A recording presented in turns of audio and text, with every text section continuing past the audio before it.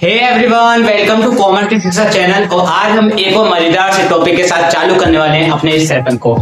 आज है कि प्रेजेंटेशन और आंसर राइटिंग कैसे करते हैं, बोर्ड के एग्जामिनेशन में हो, चाहे ग्रेजुएशन में हो, चाहे हम प्रोफेशनल डिग्री क्यों ना कर रहे हो उस केस में भी। ये ओवरऑल वीडियो सभी कोर्सों के लिए है, आपकी आंसर राइटिंग को इम्प्रूव करने के लिए। सबसे पहले अगर मैं फर्स्ट पॉइंट के बारे में बात करें तो इसके अंदर बात करेंगे स्पेसिफाई आंसर नंबर क्लियरली।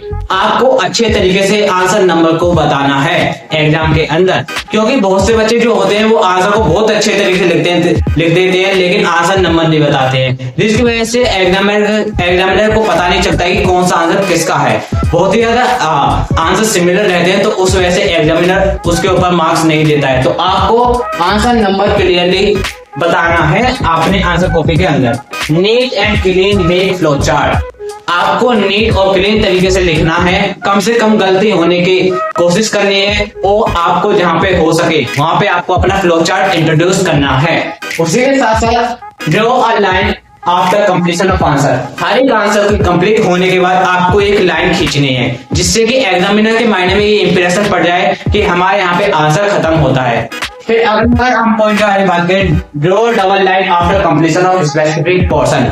जैसे कि हम बात करते हैं कि जब भी हमारा कोई पेपर आता है तो उसमें सेक्शन रहते हैं, section A, section B, section C, और एमसीक्यू पोर्शन रहता है, हमारा very short answer type portion रहता है, शॉर्ट आंसर टाइप पोर्शन रहता है, लॉन्ग आंसर टाइप पोर्शन रहता है। तो बेसिकली हमें हर एक पोर्शन की कंप्लीट होने के बाद डबल लाइन खींचनी है जिससे कि एग्जामिनर को ये पता चल पाए कि हमने वेरी शॉर्ट के या फिर शॉर्ट के या फिर लॉन्ग के सभी आंसरों के आंसर हमने यहाँ पे दे चुके हैं और यहाँ पे ये पोर्शन खत्म होता है। फिर अगर आगे बात करें, आगे आता है हाईलाइट जो कीवर्ड। जो भी आपके आंसर के अंदर जो मेन चीज है, जो कीवर्ड है, उनको हमेशा आपको हाईलाइट करके आना है। या आप एक सिंगल लाइन ड्रॉ कर लीजिए उस वर्ड के नीचे, या आप उसे हल्का सा बोल्ड करके लिख दीजिए, कैसे भी लिख दीजिए।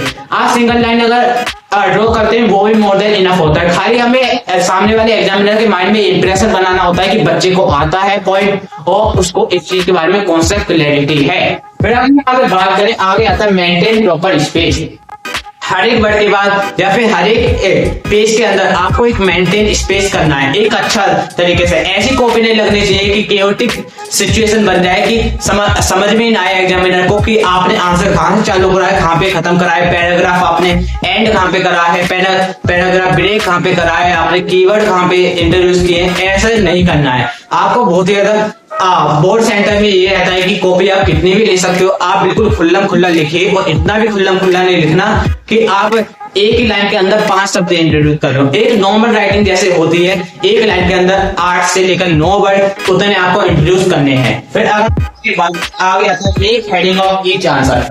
आपको आंसर चालू करने से पहले आपको पहले आंसर नंबर स्पेसिफाई करना है, फिर आपको मीनिंग लिखना है किस चीज का जो भी हम वहां पे लिखने जा रहे हैं। फॉर एग्जांपल अगर मैं बिजनेस स्टडी के बारे में बात करूं, एक टॉपिक आता है प्लानिंग, एक चैप्टर भी है प्लानिंग। इवन अगर मैं बोलता हूं कि what do you mean by planning, तो सबसे पहले मैं आंसर नंबर लिखूंगा, आंसर फॉर ए। फिर मैं उसके बाद लिखूंगा एक लाइन छोड़ के मीनिंग ऑफ प्लानिंग या फिर डेफिनेशन ऑफ प्लानिंग। फिर उसको मैं अंडरलाइन करूंगा जिससे कि पता चल जाए कि हाँ भाई मैं क्या लिखने जा रहा हूँ।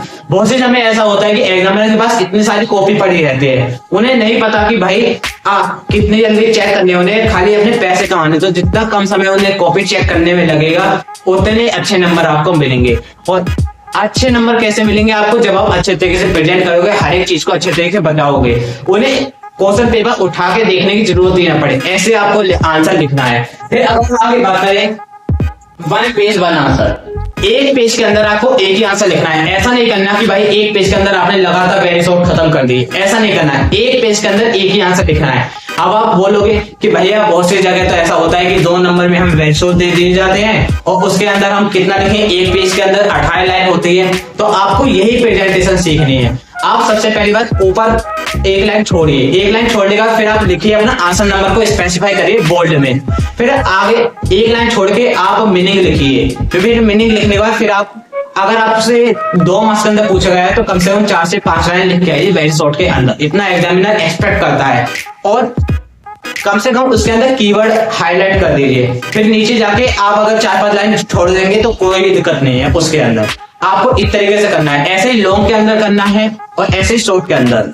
फिर अगर हम आगे बात करें, आगे आता है एक any mistake draw a single line on the word. मैंने बहुत सी जगह देखा है कि जब भी हम एग्जामिनर कॉपी चेक करता है तो बहुत से बच्चे खिचड़ी पका देते हैं, उसे अच्छी तरीके से मिस्टेक के ऊपर पेन डार्क कर देते हैं, जिसकी वजह से वो जो मिस्टेक है बहुत ही ज्यादा हाईलाइट दिखती है आपकी आंसर कॉपी के ऊपर। अगर आपका कोई आंसर मिस्टेक हो जाता है या कोई वर्ड मिस्टेक हो जाता है, आपको खाली इस तरह एक सिंगल ड्रॉ लाइन खींचनी है उस वर्ड के ऊपर, जिससे कि वो हाईलाइट भी लगे और आपकी कॉपी साफ सुथरी लगे। आप ये माइंड में क्लियर करके रखिए कि आपको लॉन्ग कम से कम 4 से 5 पेज का लिखना है यूपी बोर्ड के अंदर। और अगर हम बात करें शॉर्ट के बारे में तो 1 से लेकर 2 पेज तक आपको खींच के ले जाना है और वेरी शॉर्ट 1 पेज के अंदर खत्म कर देना है। ऐसे ही और मजेदार वीडियो के साथ मेरे साथ बने रहिए और आप प्लीज कमेंट सेक्शन में बताइए कॉमर्स से और कौन से टॉपिक से जुड़े हुए टॉपिक से आप परेशान हैं, जिससे कि मैं आपको सॉल्यूशन प्रोवाइड कर पाऊं। इसी के साथ साथ फिर मिलते हैं एक और मजेदार वीडियो के साथ। वेलकम टू कॉमर्स की शिक्षा और CS मतलब कंपनी सेक्रेटरी पे। Stay tune for more video. ऐसे ही और वीडियो मैं आपके लिए लाते रहूंगा।